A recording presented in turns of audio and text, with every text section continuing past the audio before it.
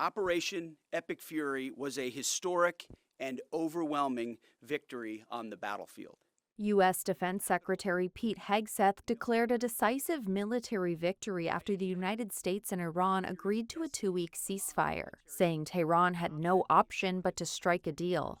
What has been agreed to, what's been stated, is the strait is open. But Hegseth said American troops would remain in the region and that they stood ready to resume fighting if Iran failed to reach a negotiated settlement. Yeah, we'll be hanging around. We're not going anywhere. We're going to make sure Iran complies with this ceasefire and then ultimately comes to the table and makes a deal. Jessica Gnauer, an expert in international conflict at Australia's University of New South Wales, said the ceasefire is very fragile. Still remains to be seen whether President Trump will at some stage decide that he does want to go for some kind of escalation in terms of boots on the ground. I wouldn't rule that out unless we actually see those US Marines withdrawn from the region, and then I would say, okay, we're now looking at a much sort of longer term and sustainable ceasefire.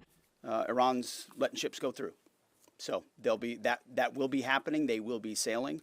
Iran, which also claimed victory after agreeing to the ceasefire, said it would offer safe passage through the Strait of Hormuz in coordination with its armed forces. But the Iranian Navy warned that any ship attempting to sail without permission would be, quote, targeted and destroyed.